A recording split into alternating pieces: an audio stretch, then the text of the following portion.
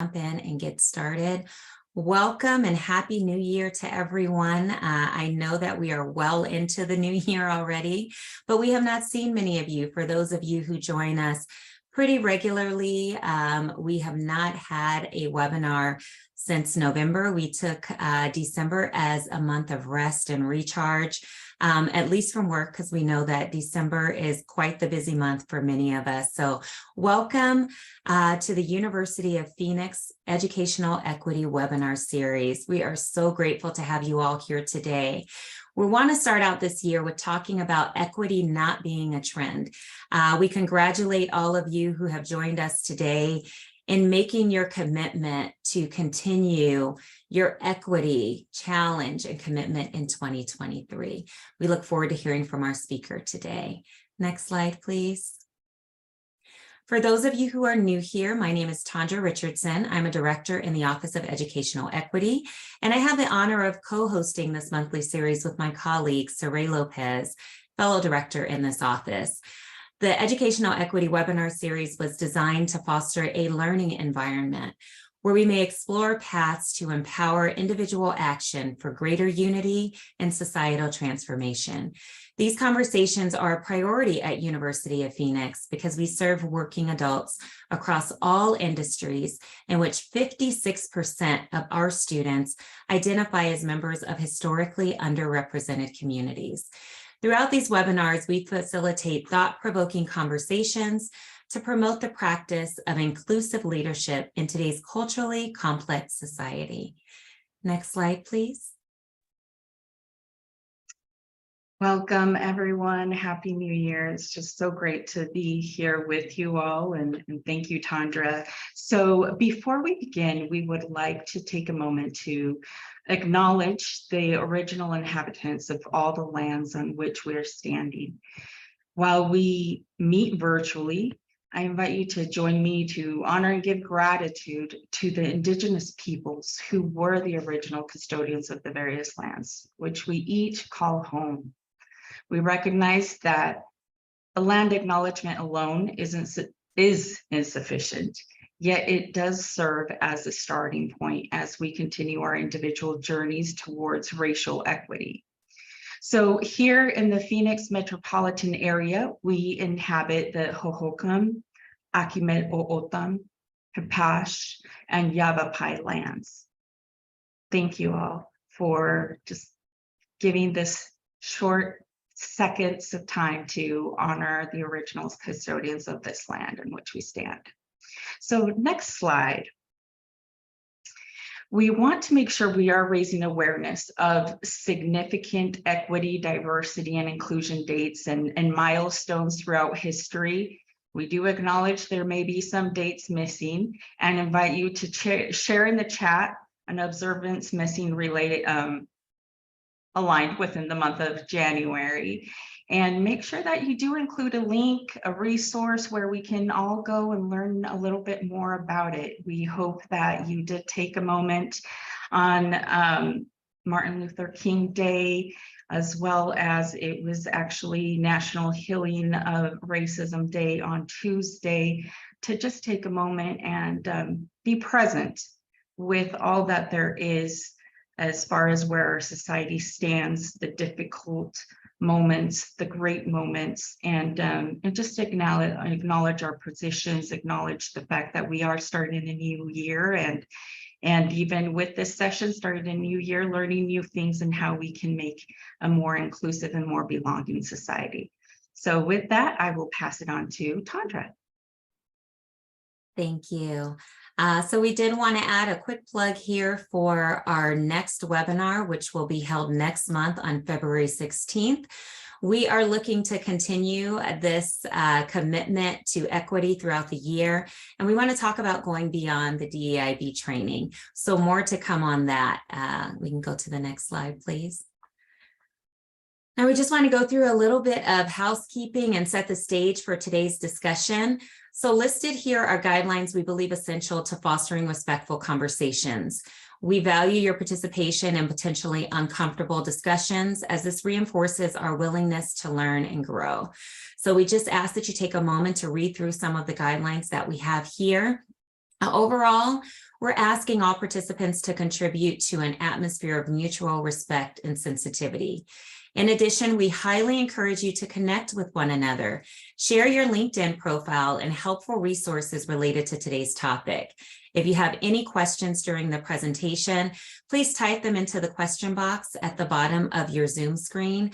We're not sure that we'll have time for Q&A today because we have a lot of information that we're sharing. However, we will make sure to share those questions with Dr. Nao as needed. Keep in mind, there will be a very engaging session and you'll have time and opportunity to participate throughout. So now we'd like to introduce our speaker for today. I had the privilege of participating in one of Dr. Nao's sessions at the National Conference on Race and Ethnicity last year. It was absolutely engaging. I think it was about 2 hours. I'm not sure. We broke off into several groups. It was probably one of the best engaging sessions that I've ever attended. I walked out with a wealth of information. I networked a little bit with a few great contacts. And I also went down a couple rabbit holes after gathering information from her. So we welcome her today to give you just a taste of that information that I was able to get in person. We ask for your undivided attention for what she's going to share today. Just to give you a few highlights of who our presenter is today, Dr. Nao is an educator and consultant. She's currently the Fritz Burns Endowed Chair Associate Professor of Education at Mount St. Mary's University, where she teaches courses on ethnic studies, language diversity, linguistics, and teacher professional development. She's also an MSMU Diversity Fellow, providing professional learning opportunities and diversity, equity, and inclusion for students, faculty, and staff at the Mount. Also, as a yoga and mindfulness teacher, Dr. Nao believes that self-awareness and compassion for others leads to social transformation. I won't read through her entire bio because I want to rush and get to the content that she's going to share with us today. So now, without further ado, I'll turn it over to Dr. Nao. Thank you so much, Tandra. It's so great to be here. Great to hear from you and your feedback on the presentation you heard at INCORE. And it's also great to meet your colleagues there at the Office of Educational Equity and to see all of you who have signed up for this webinar. It's great to meet you. I'm going to go ahead and share my slide that I have. I really love this theme that you have going on here, that equity is not a trend theme. I really like it because it's so true that after the killing of George Floyd in 2020 and the Black Lives Matter movement that followed, there was really a great cultural shift in the sense that a lot of both individuals and organizations began to see the really institutionalized nature of racism and to grapple with race more explicitly, really going beyond the interpersonal nature of racist interactions to the institutional nature of it. But we did see that from May to September of 2020, support for the Black Lives Matter movement dropped off from 67 to 55% among adults, according to a Pew Research report. And we find that interesting because it means that with that first thrust of energy that came after the killing of George Floyd and the movements that followed, there was a little bit of interest that waned. And now, though, we've seen that it's held steady since that September report was published. And that's really important to understand, that there was actually a shift, that interest went up. It waned a bit, but now it has held steady, particularly among African Americans, and most importantly, our youth, those under 30. And so while we saw many organizations putting out statements and doing one-shot deal workshops and listening sessions, it's really important to sustain that work, not only for us today, but for future generations. And, you know, for me, it's really relevant and came to the forefront this past month, where 2 weeks ago, a young Black male, Keenan Anderson, a father and a teacher, was killed by police less than 3 miles from where I sit here in Los Angeles on Tongva land, the Gabrielino people. inhabited this land. And we had a young man killed. And the response, what we see is almost a sense of normalization of these incidents. And so it's really important that those of us on this call today continue to do the work, because what we see is that the work is not over. So thank you for showing up here today to do this work. I really do appreciate it. And so what I want to do is share a little bit about the work that I do in organizations across Southern California and other parts of the country to really engage organizations in anti-racism work that is beyond these one-shot deal workshops, and is instead embedded, ongoing, and sustained through, and really focused on structural change. So the discussion today will be interactive to a certain extent. My goal is not to be the purveyor of all knowledge, but to share with you the work that my team has done, and to hopefully hear from each other as much as we can. And I'm glad to see that the chat is already so active. But I'd like to know who's in the room here today. Can you please share with me your title, maybe your institution, if it's University of Phoenix or elsewhere, and what your relationship is to DEI work? Are you a director? Are you a facilitator? Are you still learning? Are you a student? So please go ahead and in the chat, put in your title and your relationship to DEI work. Let's see who's here. Okay, great. We're seeing an account manager at the University of Phoenix, Vista leader, faculty, creative content, account specialist. Great to see you all. The chat is moving super fast, and I love when that happens. Okay, and what's your relationship to DEI work? Are you learning? Are you a facilitator? Where are you with this work? DEI director, I see, member of DEI committee, lead discussions, a lifelong learner, student. Great. Okay, so we have people at all levels of work with DEI themes and concepts and ideas, and that's really important.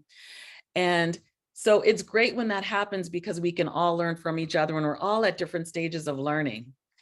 And so now that we see a little bit who's in the room, and you can keep entering things into the chat, I want to talk a little bit about what this reflexive approach is that I use in the DEI work and anti-racism work that I do as a consultant. So what I'm referring to as a reflective approach is one that allows us to not only think about who we are as individuals and our relationship to race and our experiences with race, but also to reflect on how our experiences allow us to interact with others.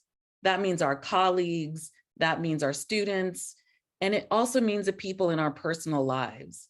And so a reflective approach is one that takes a look at who we are as individuals, and we can be very introspective about where we are with race. Are we complicit with racism?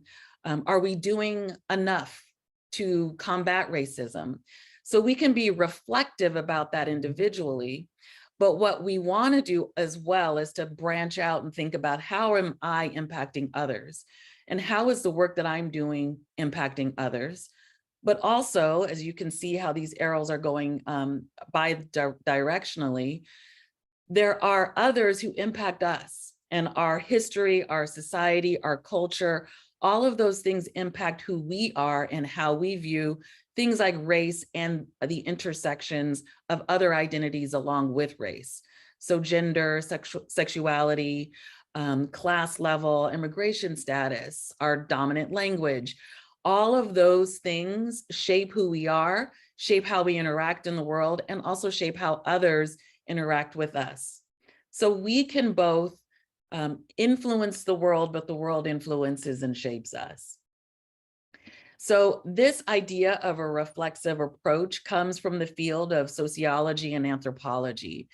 And so reflexivity refers to, as I've just said, how the self influences and it influences and is influenced by social structures, how one's positionality, meaning who we are, what our identity is, shapes our actions, how our positionality shapes the responses of others to us, and how we, as researchers or practitioners, how our positionality affects what we research or what we practice, what we choose to focus on. And so in the workplace, this type of reflection is very important in terms of our behaviors and what's good practice. As a professor, I always have to think, what are the best teaching practices? As a DEI worker, I have to think, what are the best practices for DEI work? And the reflection, though, goes beyond the self to reflect on our practice. And then reflexivity requires us to examine ourselves so that we can better communicate with others. So to get us started kind of reflecting on that, and I'd like for you to again participate in the chat. What you see here are several identity markers. These are just a few of a vast array of identities that we might relate to and we might lead with when we enter a room or when we engage and work with others. So that includes our gender identity, our race, sexuality, religion, age, job position of the hierarchy or hierarchy within our organization, and our immigration status. So just looking at those few, I'd like for you to think about which one is the most salient for you. Which one is the group that you most identify with? When you start to think of yourself or describe yourself to others, which of these identity groups do you think is most present and impacted and impacting to others? So go ahead and put in the chat, which of these groups is the most salient for you, the most relevant? Okay, so a number of people are putting race first. Gender identity comes first for others. Race and gender. Race is really charging ahead here as important for people. Immigrant status, age, race and gender, gender and age. Okay, so what we're seeing here is that everyone has something that they relate to. Someone just said spirit. I like that too. It wasn't an option up here, but I love that someone said, this is the most important to me. I'm going to say that. But what we see is that a lot of us really zero in on a thing that kind of impacts our life the most and is the thing that we are most influenced by. And what I'd like you to now do is think about ways that you are both marginalized or privileged within that category. So if you chose race, which was I think most people chose race. If you chose race, are you marginalized or privileged within that identity? Are you both? So marginalized, the definitions are on the screen, to relegate to an unimportant or powerless position within a society or group. Privileged is having or enjoying one or more privileges, not subject to the usual rules or penalties. I think we all know some people use the language of dominant or subordinate. I'm really seeing that a lot of people are saying that they are both marginalized and privileged within one particular category, or perhaps they're thinking of themselves as marginalized and privileged within a couple of different categories. So I'm seeing someone say, immigration marginalized. More than a few have told me I don't get to have political opinions since I'm not a citizen. Wow. Okay, so that is clear marginalization, right? Marginalized. People see me as a child still, even though I'm successful and have a life I am very proud of. So maybe for that person, age was a very salient identity marker. So what we can see here as we look at these different identities that we hold and the ways that we are marginalized and privileged within particular groups, what we're seeing is the intersection of different categories. So you might be, for example, one person says, I'm very successful. So at a class level or a job position, the hierarchy, maybe they're very high. But because of the age, now they're seen differently. They're seen perhaps not as competent or being questioned because of age. So what we're seeing here are the intersections of different identity groups. We can also see that within a particular identity group.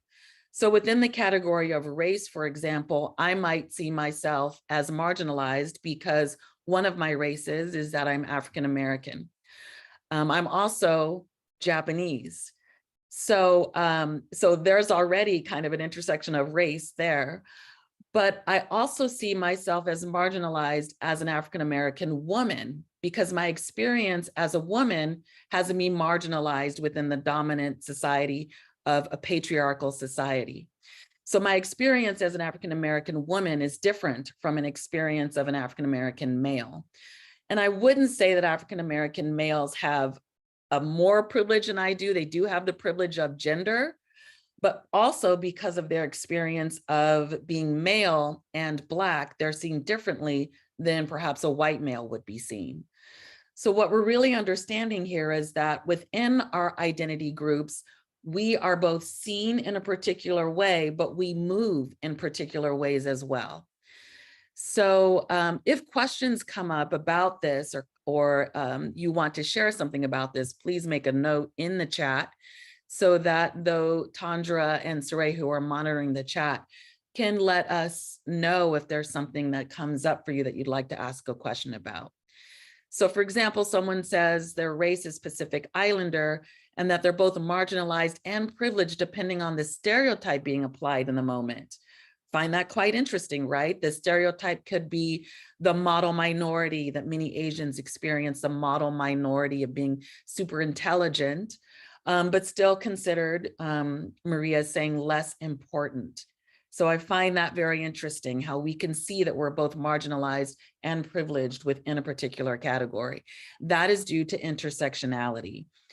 And often when we think of intersectionality, we think of just meaning diversity, but really what we're seeing here is that intersectionality means that two different categories intersect to form a very particular kind of experience within our identities.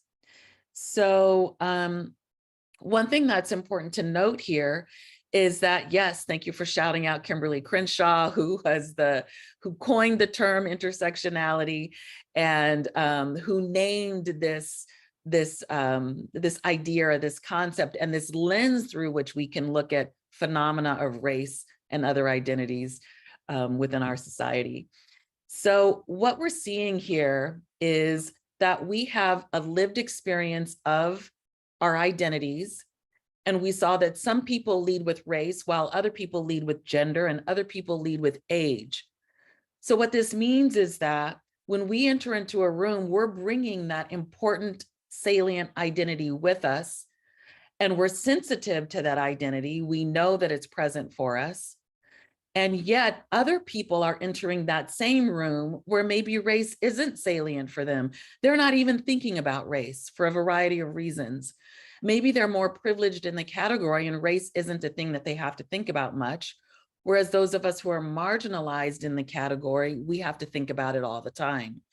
And you might notice that the category that you put forth as the one that you most identify with is also the one where you feel some sense of marginalization in the larger society. And that is because those of us who are marginalized have to be more aware of what that marginalized experience is like. And we have to be more aware of how privileged people will respond to us. So within this cycle of intentions, from the book, Say What You Mean, Oren J. Sofer, he came up with this cycle of intentions that allows us to see that our lived experiences help shape our views, and that our views shape our intentions, and that our intentions can then shape our experiences. So if I have experience of racism in society, then that's going to shape how I view the world. I might view the world as racist, and we do know that there is a lot of racism in the world. And that might shape my intentions. And my intentions can go one way or the other. It can go to reinforce racist structures, or it can go to say, I'm going to disrupt racist structures. And someone said that they're saddened to hear a little bit about things that happen, experiences that people have. And when we're saddened to hear that, what that gives us is a new view. That new view can lead us to a new intention, which can then lead us to new experiences that are perhaps empowering and not something that feels sad. So let's move now and kind of think about, what is this thing called race? And when we think about racism, what do we really mean? Because when I do my work, I find that when people use the word race and racism and racist, they're often meaning different things. So let's have you put in the chat, when you hear the word racist, what comes to mind? Just go ahead and throw into the chat any words, ideas, thoughts that come to mind when you hear that word racist or racism. Okay, someone is saying hate, ignorance, narrow-minded, any form of discrimination, fear, cruel intentions, mean spirit, bigot, uneducated, otherness, separate. Okay. Someone who holds belief that races are unequal and acts upon that. Mean, uneducated, ignorant. Okay. Discrimination, unfriendly, inhuman, lives in a bubble. Okay. So this is, now what we see here is that a lot of people have a lot of different ideas about what it means to be racist. And what we also see, someone said a bad person, right? Someone ugly, afraid, out of touch. We're attaching a lot to this term racist. And I know for me, when I would think of the term racist, I would often think of a Ku Klux Klan member, burning crosses, calling out the N-word. These are all things that we think of, or that I think of, and I'm hearing in the chat, when we hear the term racism or racist. So let's look at some of the other words that have popped up in the chat, because I saw the word discrimination. Now, when we think of a word like prejudice, the prejudice is a preconceived judgment or opinion, often based on limited information. Now, I saw people putting in the chat prejudice, right? And ignorance. And prejudice is different from racism. It's distinguished from racism. We can all, and we do all, have prejudices. For example, if I'm walking down the street and I see someone coming toward me, I need to make an assessment and judgment about if I'm safe. The way that I know if I'm safe is going to be on limited information.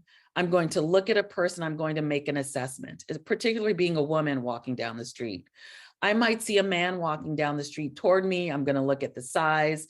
I might look at how they're dressed. I might look at what they're doing. I might look at their race and make a judgment about if I'm safe. And if I don't feel safe, I'll cross to the other side. Now, we're wired to do this, or as humans, in order to keep ourselves safe. But when we do this in an area where it's not as necessary, maybe we're at a job, we're giving a job interview, we're a person providing an apartment to someone else, we're a doctor providing services, we're a professor teaching people. That's not an area of my safety. And yet I'm still going to bring that judgment, that lens into the work that I do. And that's where we're getting into the area of discrimination, where we're treating people unfavorably because of their race or other characteristics related to race. And I bring in the term anti-Blackness because within the context of the United States, race was built initially on a Black-white binary where Blackness was seen as a marker of status within society. And that definition holds true to today. We still see elements of that today. But I think it's very important to distinguish between prejudice, discrimination, anti-Blackness, and racism, and not use those words interchangeably. We need to be very precise with our language so that we aren't speaking past each other. So I like to look at Ibram X. Kendi's definition of racism and anti-racism in order to understand race. And I do understand that Ibram X. Kendi's definitions are sometimes challenged and critiqued, and we can do that. But I'd like to look at it from a starting point because of the way that he explains racism as embedded in practices that are more institutionalized. So it says that racism is a powerful collection of racist policies that lead to racial inequity and are substantiated by racist ideas. So when I look at this definition, I'm now taking out all the thing about mean people, ugly people, people who are burning crosses on lawns. Those things are bad, they're horrible. But when we look at racism as a definition of what some people refer to as prejudice plus power, it's that prejudice that goes beyond, oh, I'm walking down the street and I'm going to go to the other side. It's that prejudice that now has an element of power to it that leads to different outcomes in society for people in an array and a variety of institutions, such as healthcare, education, policing, the justice system. All of those institutions are tinged by racist policies. And that is very different from, I don't like this person next to me because of their race. It's very different. So when we think of racism as connected to policies and inequities in society, that's when we can move past the moral element of, well, I couldn't possibly be racist because I'm not a bad person, to looking at, am I racist because I'm complicit in policies and practices that are racist? And if we look at our complicity in that way, we can look at changing policies and practices rather than thinking we need to change these stubborn individual minds that won't change because they're ignorant or they're ugly or they're mean. So this is a very important distinction when we're thinking about racism within society. So I'd like to hear from you in the chat.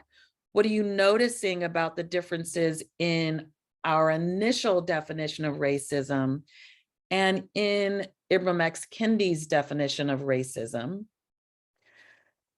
Anything that you notice or want to note or have questions about these two distinct definitions of racism, please feel free to put it in the chat. And while you're thinking about that, I'd also like to get into his idea of what it means to be anti-racist, because an anti-racist, by his definition, is one who is supporting an anti-racist policy through their actions or expressing an anti-racist idea. And so now when we get into anti-racism, we're looking at what he describes as a powerful collection of anti-racist policies that lead to racial equity. So anti-racism now moves us to equity, and anti-racism also has the element of action and expressing an anti-racist idea. So it's not enough in this sense to say, I'm not racist, I'm anti-racist because I don't do mean things, I don't do bad things.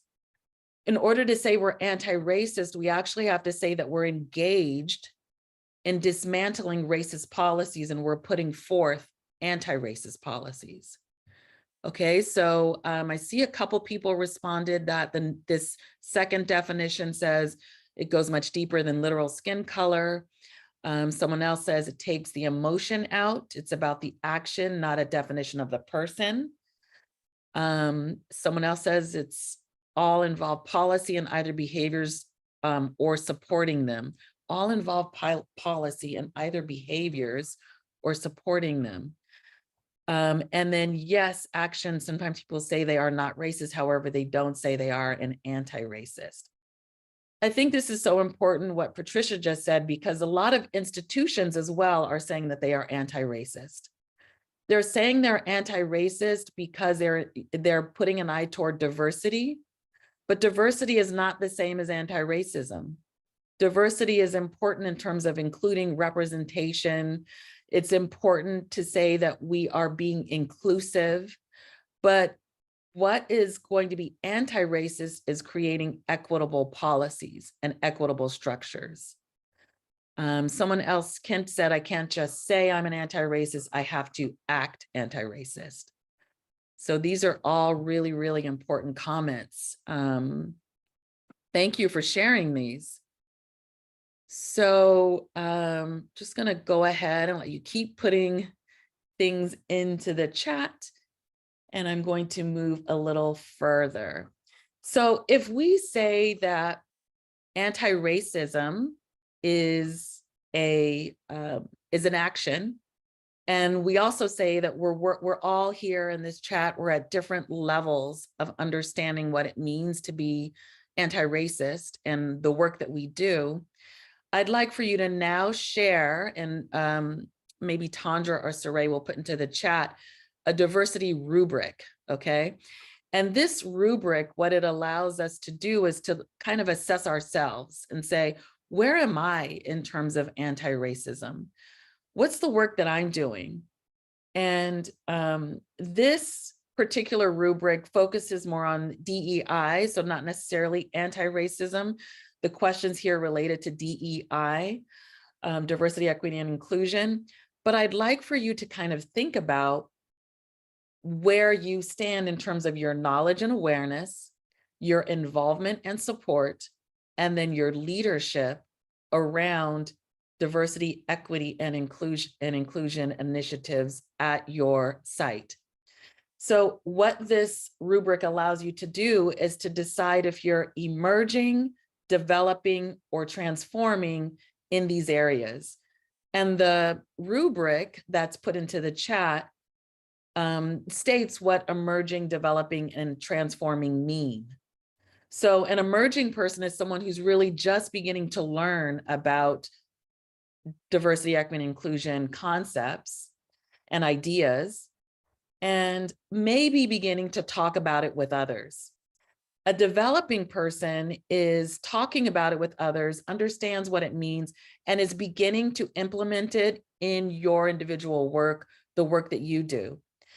And a transforming person is someone who is working towards sustaining diversity, equity, and inclusion initiatives, and who is actually leading diversity, equity, and inclusion initiatives at your site. So I know that this one breaks it into various categories, and on your own, I'm going to ask you to do that after you leave this webinar this afternoon. Please take some time to fill this out more completely. But just in the chat right now, let's just put, where do you think you are in general along knowledge and awareness, involvement and support and leadership around DEI initiatives? Are you emerging, developing, or transforming? Just sort of state where you think you are. And maybe it's shifted a bit with our new definition, right? Because maybe some of you were thinking, hey, I was developing. I was really like, I understood what it was, but now we see this new definition of anti-racism, and we're like, wow, am I really doing that? Am I going beyond diversity? Am I dismantling structures at my institution? Okay, so I see a lot of people emerging, and I think it's so important that we know and understand and are honest about where we are, because that's how we can move ourselves to the next level. We can be honest about it and say, I thought I was transforming, but really I'm just developing. And when we know that, we can set new goals for ourselves. Okay, so it's great to see how many people are saying that they're developing. And it's also great to see the emerging folks here in the room with us. I want to share with you now some guiding principles that lead the work that I do as a consultant in organizations, different types of organizations. I've gone to police departments, I've gone to colleges, I've been in healthcare institutions, and I've even worked with a group of nuns, you know, at a religious institution. And it was very inspiring to see the work that they were doing.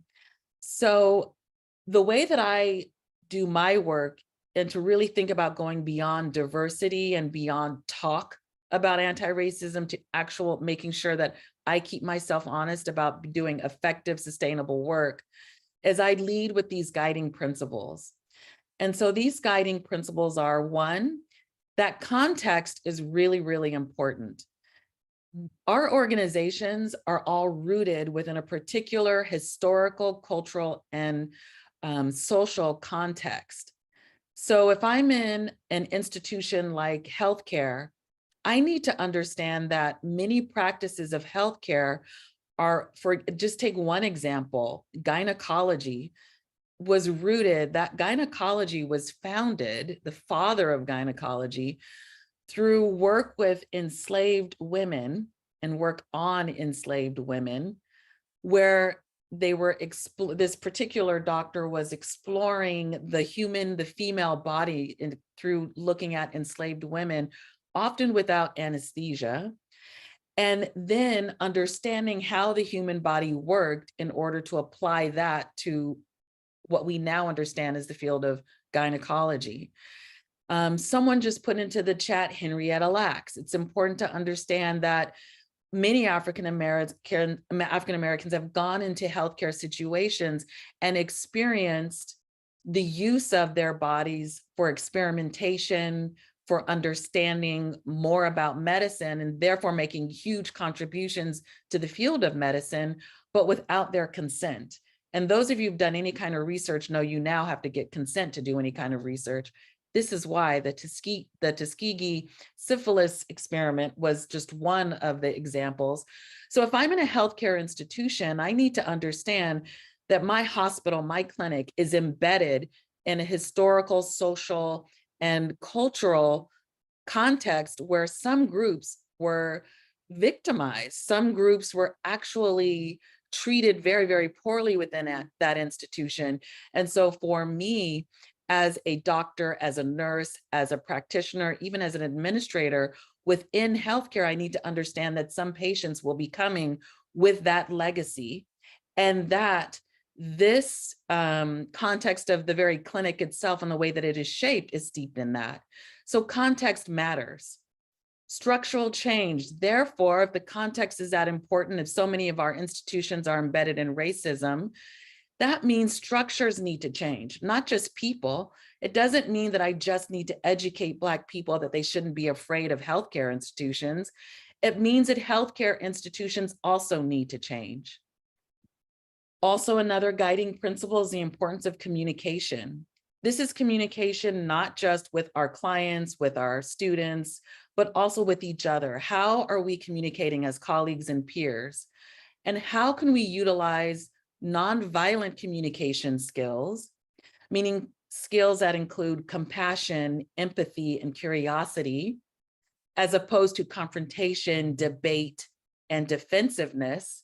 How can we use really key communication skills that will allow us to move forward with understanding each other, as opposed to hitting these blocks around ideas like, oh, I'm just being canceled, or I need to call people out. How are we using communication skills in order to advance learning rather than stunting learning? The next guiding principle is that micro is macro. A lot of us know a lot about microaggressions. We talk about microaggressions, and I don't even call them microaggressions anymore, because I really feel that these microaggressions, which we think of as these little tiny insults that impact us day to day, these tiny insults actually point to a larger problem. They're like symptoms of a larger disease. So the micro is actually macro. I don't think anyone would say that if they had the COVID virus that, oh, it's just a microaggression, it's just a micro thing, let's ignore it. You would go get that support for that COVID virus, right? You wouldn't just say it's a small thing, you would understand that it's part of a larger thing. So it indicates, the micro indicates that there is an issue around belonging and inclusion at an institution. So it's really important to look at microaggressions, but also those of us who experience the microaggressions don't think it's a small thing at all. When we experience a microaggression, we feel it as a large thing, and the cumulative impact of that can take a very huge toll on our well-being. So it's very important to think of the micro as macro. Value driven. So I really believe that when I go into an institution, if it doesn't have a strong definition of what its values are, especially in relationship to anti-racism, that it would be very difficult for that institution to move forward with the work. There need to be clear values around inclusion, around diversity, and around equity and around anti-racism that is expressed by the institution so that the institution can hold all of its members accountable. So I really encourage a value-based cultural change and a shift. And if your strategic plans and your policies, even your syllabus, your all of your policy documents don't have a clear definition, a clear assertion of values around diversity, equity, inclusion, and anti-racism, then please add it in now so that you can hold yourself and those who encounter your institution accountable to that value system. Appreciative inquiry. I also believe on building on the organization's strength. There's so much knowledge, for example, just in this room, and even those of you who have said that you're emerging in this field, you already have a lot of lived experience around race that you can bring to the table. You have lived experience around other identities that you can bring to the table. And also your organization has some things that it's really doing well. And if we go back and look at what are all the things that the institutions are doing well, then we can build on that to make the cultural shifts that we want to make. If we start from a standpoint of this whole structure is flawed, let's tear it down, I'm sure many people feel that way, but it might not be the most productive way to move forward within an institution that already exists. So let's really have a process for engaging with what we're doing well so that we can grow those areas and then critique the things that aren't going as well. And then prioritize anti-racism. I've been talking a lot about that, so I don't really need to say much more about that guideline, except to say that we're focused on equity and outcomes as much as we're focused on growing the diversity of our institutions. Because what are we leading people into? What are we bringing those different groups into if it's a structure that does not support them and give them space for voice? Experiential learning. As much as this is a webinar and we're really having to do this, a lot of me talking, when I do work in institutions around anti-racism, I embed a lot of interaction and I allow for conflict and emotion. Those kinds of practices that seem counterintuitive to engage in at work are important because they do come up. Conflict will come up, but conflict is always a site of learning. And it's more about how we engage with that conflict and how we learn from it, how we allow emotion to come up so that we can learn from it, as opposed to stunting it and making those people who are feeling the conflict or the emotion marginalized. So if I'm seeing one question come up, keep putting questions into the chat as I engage in this. We might just make it to have some time for questions. So let's have you put into the chat now. So what are some of your implications for your work now that we've engaged in this conversation? And now I will allow for some questions. Go ahead and put them in the chat now, but you might also just put, what are some implications for your work at your institution, given this discussion that we've just had? Seeing is making a course syllabus is updated regarding what she's talking about, something you can impact. Okay, great. So someone already is saying, how can we talk about a course syllabus? How can we talk about how we engage with our syllabi? Lots of institutions do have syllabi that they start to create templates that are more inclusive templates for syllabi. Saray, did you have? Yeah, we actually have a question that came through in the Q&A box. Is there an example of what value-based language in a syllabus would look like? So our institution, my department, for example, just came up with a whole new syllabus that allows us to have each instructor to have a portion of the syllabus that talks about what is our philosophy of teaching. And there is where we can embed certain philosophies that are important to us that are diversity, equity, and inclusion minded. So for example, in my syllabus, I like to include a value that teaching and learning are bidirectional, that the student, and I explain to students that they have as much of a voice and can inform me just as much as I have a voice and can inform them. So this allows my students to feel like, okay, if I want to, have some say, and if I want to have a voice and have my experience validated within this classroom, that will be heard. So that's a value that I hold. The value that I hold is that the hierarchies are flattened within my courses. There are many other values that you might want to include, and statements that you want to include, such as if you have a statement of support for students, then you might have a section in your syllabus where you point them to places in your campus, at your campus, where they can go for support, psychological services, student groups, those kinds of things, so that you let students know. Some students, might have some food insecurities. You can let students know in your syllabus where they can go for support. So if you set a value that you have and they're based in anti-racism, that can really shape the way that you construct your syllabus. And we can, there's much more conversation to have around that. Any other questions coming up?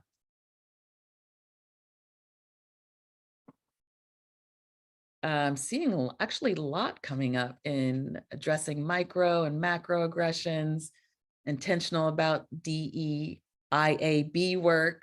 That's not just for people of color, of marginalized groups, but includes other groups to learn and understand how they can be part of the process, definitely, because understanding that people of color and other marginalized groups have the intersection of also having privileges in many different ways. And all right, so there's lots of sharing there. And I'm going to end now just with a quote. And this quote is one that when I started to do, a lot of workshops, I really wanted to think about what it means to do the work. And Bernice King, who's Martin Luther King's daughter, I was very happy that she tweeted this little tweet that I found very meaningful and almost very poetic. But on the heels of King Day, I thought it'd be nice to share this. So she says, kindness matters, but kindness does not equal justice. Civility counts, but calling for civility is not the humane response to injustice. Justice is. Love is essential, but love is not a passive weeping bystander.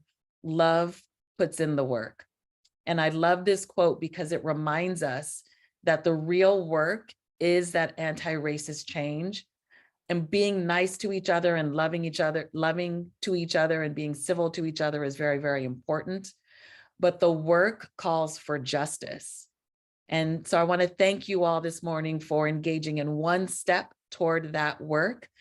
And I hope to hear and see how you continue moving forward with the work in the future. Thank you very much. Dr. Nao, thank you. And thank you for wrapping up this session with that beautiful quote.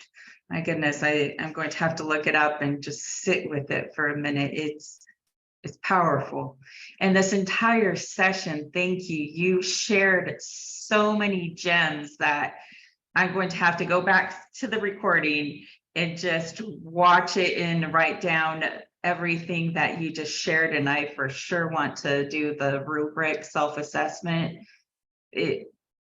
There's just so much that I think we can all reflect, regardless of where we are in our journeys towards understanding and learning what anti-racism is. How is it that we show up as inclusive leaders in our society? I think there's just so much to it. Thank you for joining us, and thank you to all of you. I'm excited to share with you that Dr. Nao will be coming back and joining us soon. We're not sure yet what webinar, what month, but she is going to definitely join us again. And so I'm sure all of you are just as excited as we are. But with that said, we definitely want to invite you to join us at the next webinar in February. And I realize that is totally my bad. I completely forgot to update the date there. So it's not in December. Our next webinar is February 16th. Make sure that you sign up and join us there. We're going to be sharing the link in the chat. And you're also going to be receiving an email with the recording and updates as far as when you can register for the next ones. With all of that said, thank you all. We hope that you had a wonderful session, you enjoyed it, and we look forward to seeing you next month. Thank you.